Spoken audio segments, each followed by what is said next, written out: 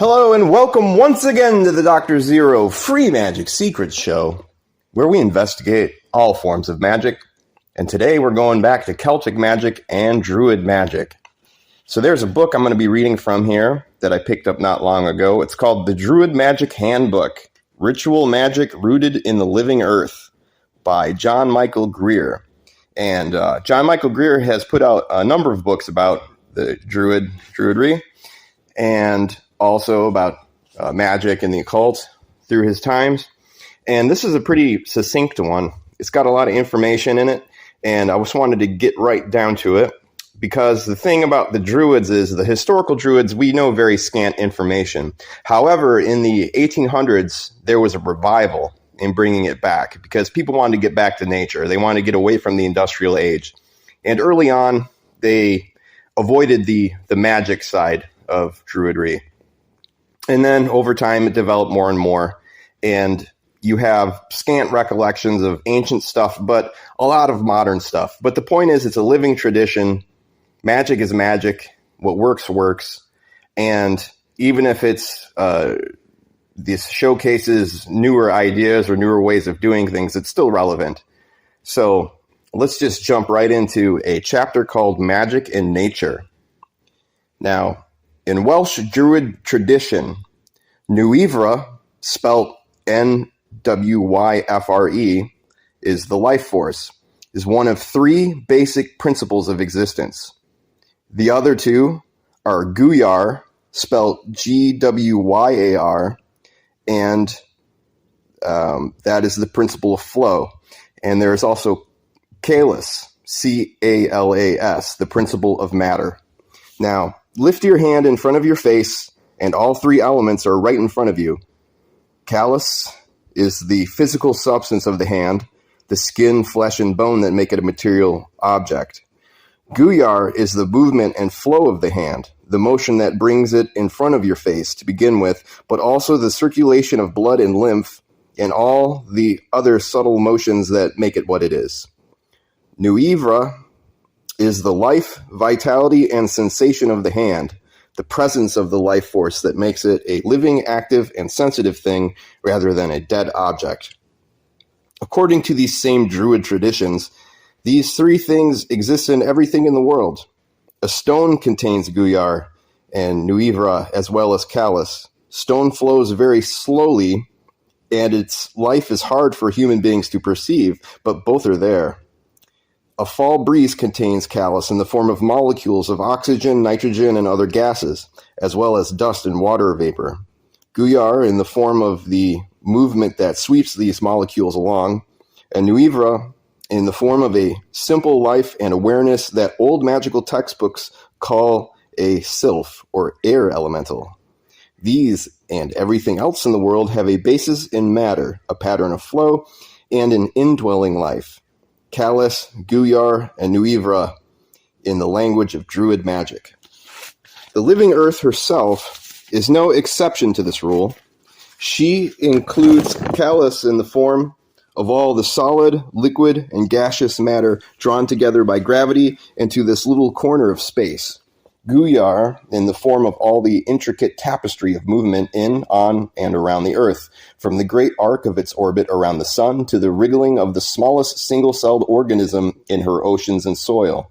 And Nuivre in the form of the common life that Renaissance occultists called Spiritus Mundi, the Earth spirit, and many modern ecologists call Gaia.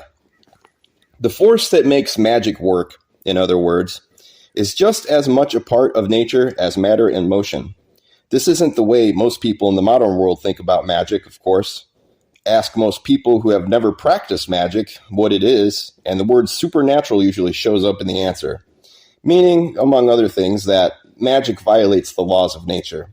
The magic done by characters in films and fantasy novels does this, and most skeptics have this sort of magic in mind when they reject it as impossible. This just doesn't happen to be the sort of magic that mages, people who do magic, actually practice. Real magic is natural, not supernatural. It unfolds from the natural force of Nuivre, and its effects follow natural patterns and obey the laws of nature. Thus, magic won't make rocks fall upward or apple trees bear tomatoes. It won't make matter or energy appear from nowhere or disappear without a trace. And if you were born with brown hair, magic won't make it blonde. You'll have to use hair dye instead. Magic can start, stop, speed up, or slow down anything in nature, including human nature, within the broad limits nature herself sets on those processes. What nature doesn't do, however, magic won't do either. Accounts of what mages actually do make this point with a high degree of clarity. One of the very best resources along these lines is Vine Deloria Jr.'s extraordinary 2006 book, The World We Used to Live In, a collection of accounts of native medicine people and their powers, ranging from the subtle to the spectacular.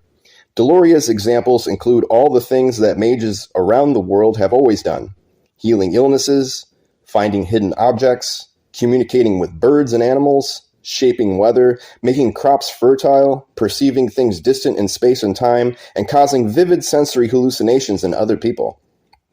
Each of these things happens in keeping with the ordinary patterns of nature, even when the connection between magical cause and physical effect can't be explained by current scientific theories.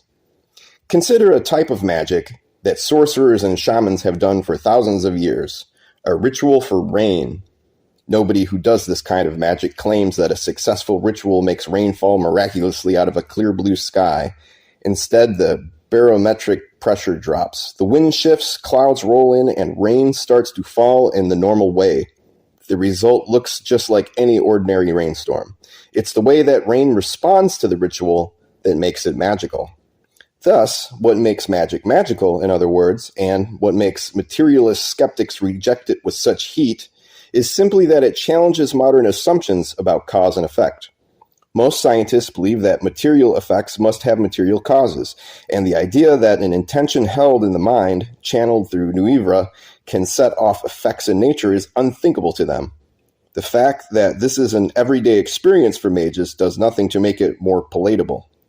Still, only the role of Nuivra in bridging the gap between mind and matter goes beyond what current scientific theories can explain. Once the ritual gives the rain a starting push, the rest of the process unfolds like any other storm. One interesting effect of this principle is that skeptics can always insist that the results of magic might be coincidence. When a shaman works a rain spell, it could be coincidence that a rainstorm rolls in a few hours later. If the same spell works 100 times in a row, it could still be coincidence.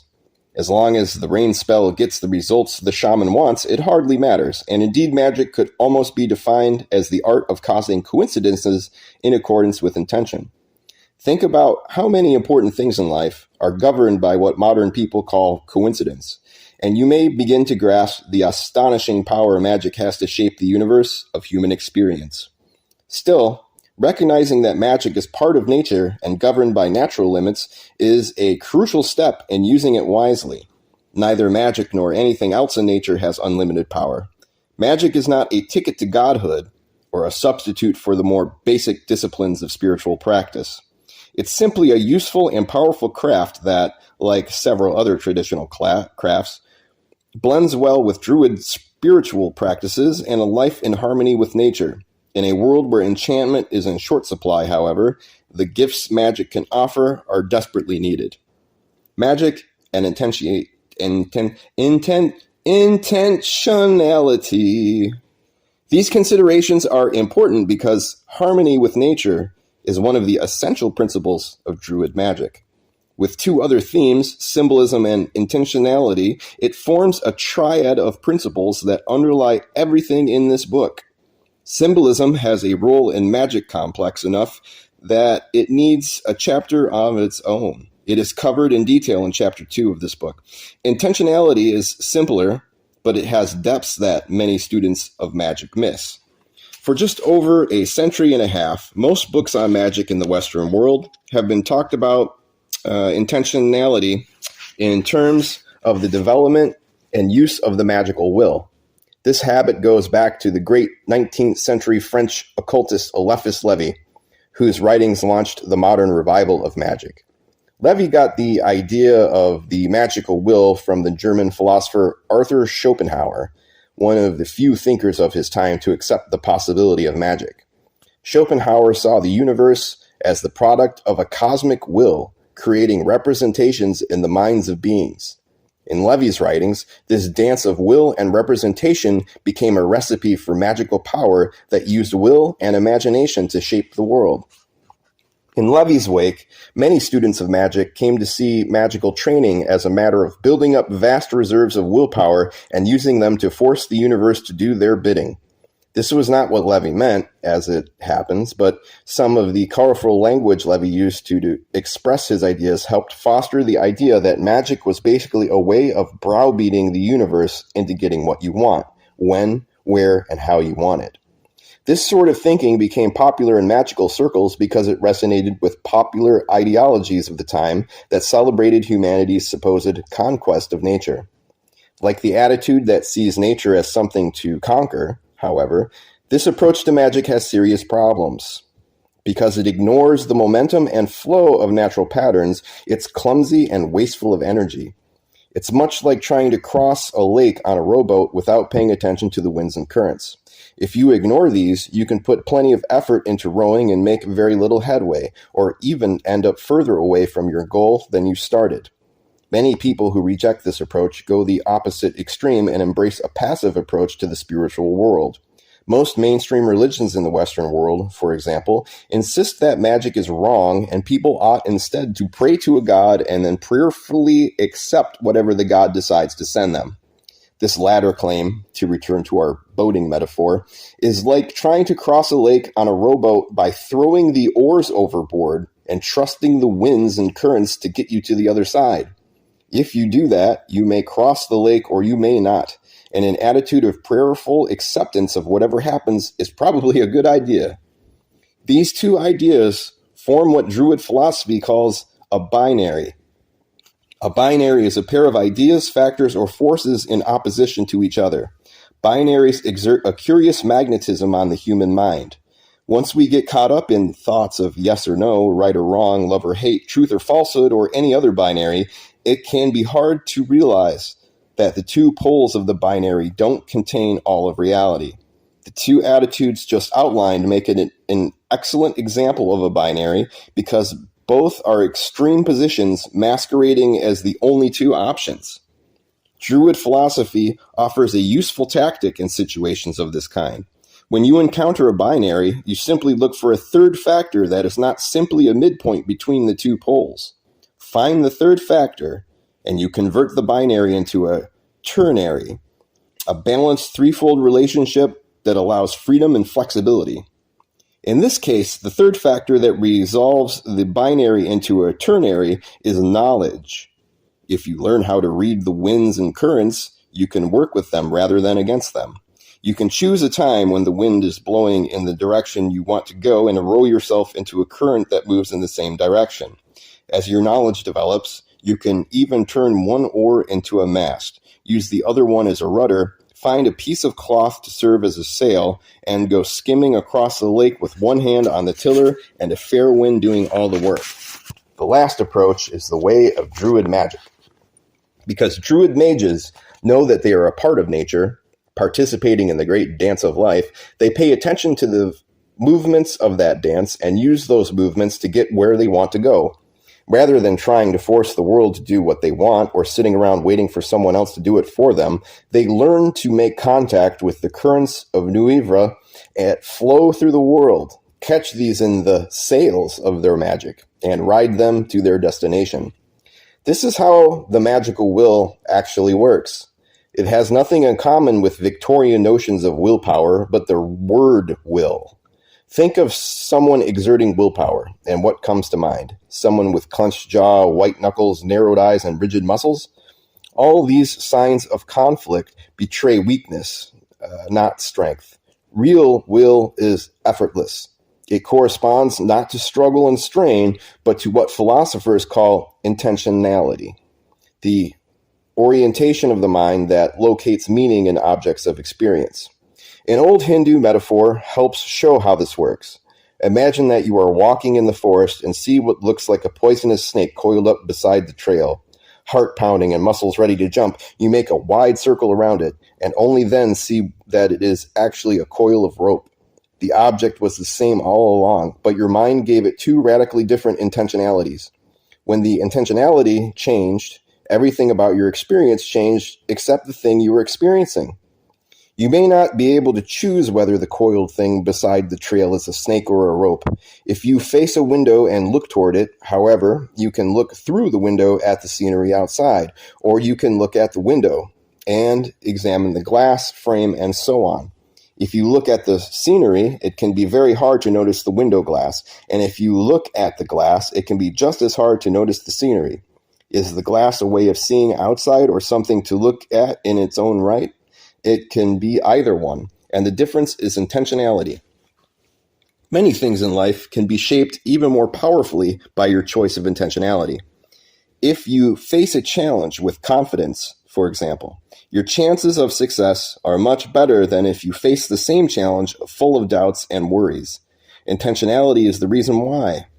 What the confident person sees as potential opportunities, the worried person sees as potential obstacles, and they are both right. Because whether something is an opportunity or an obstacle usually depends on how you choose to approach it. Magical philosophy goes one step further than this, because Nuivra follows intentionality. When your mind locates meaning in something, Nuivra picks up and amplifies that meaning.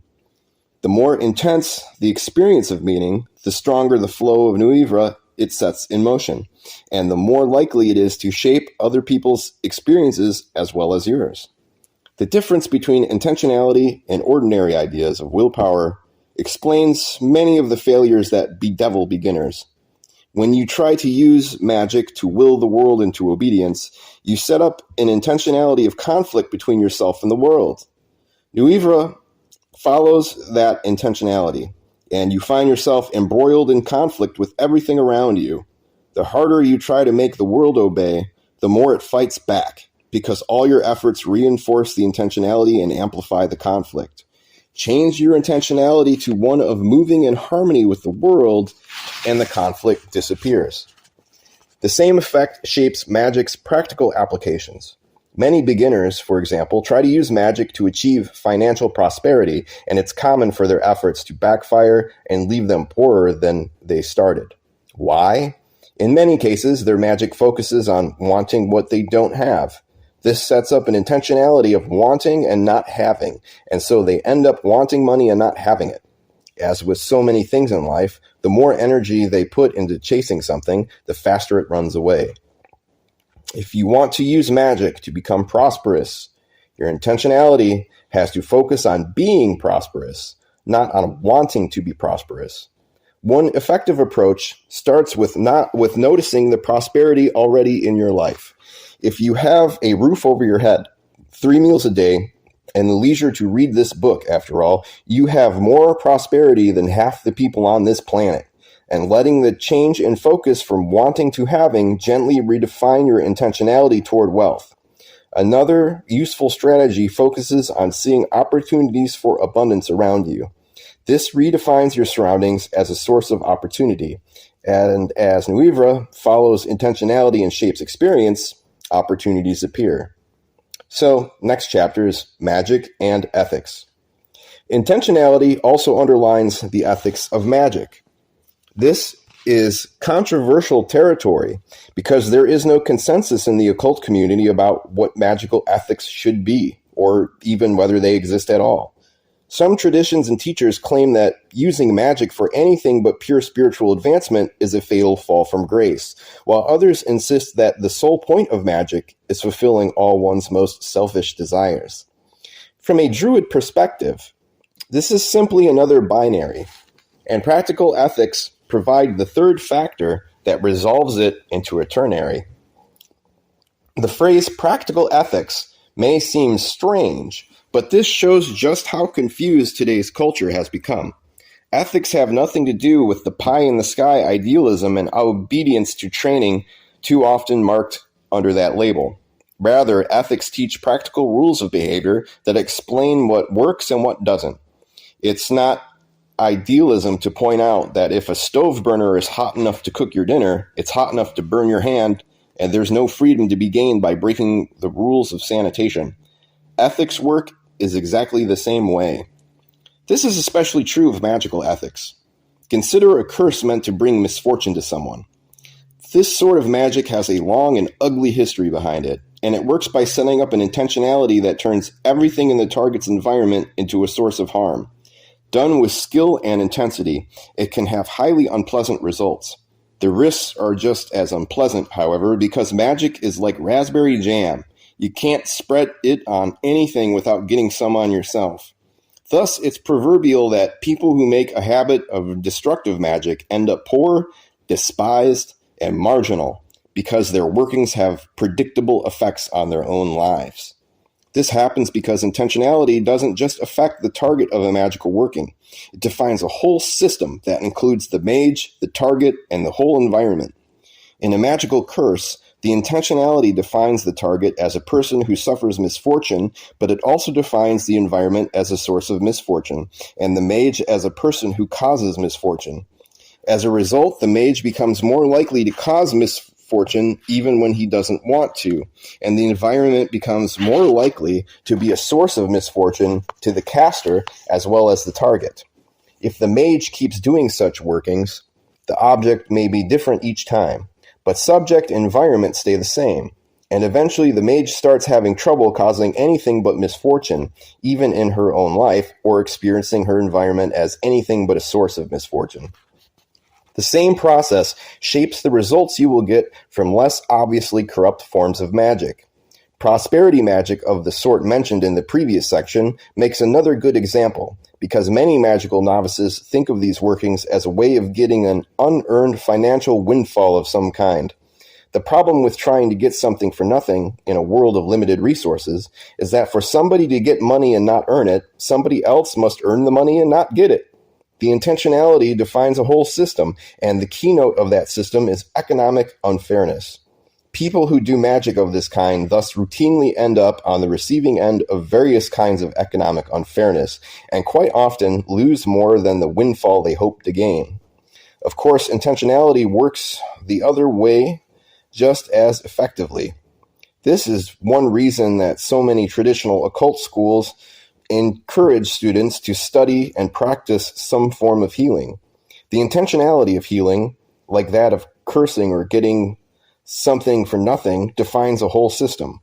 But it defines the healers as people who bring healing rather than misfortune or unfairness. And it defines their environment as a resource for healing. This helps bring healing to themselves as well as to others. The moral of this story, so to speak, is that the much maligned golden rule, do to others what you would want them to do to you, makes a useful touchstone for the ethics of your magical work. If you object to having a particular kind of magical working around aimed at you, it's rarely, if ever, appropriate to aim the same sort of magic at anybody else.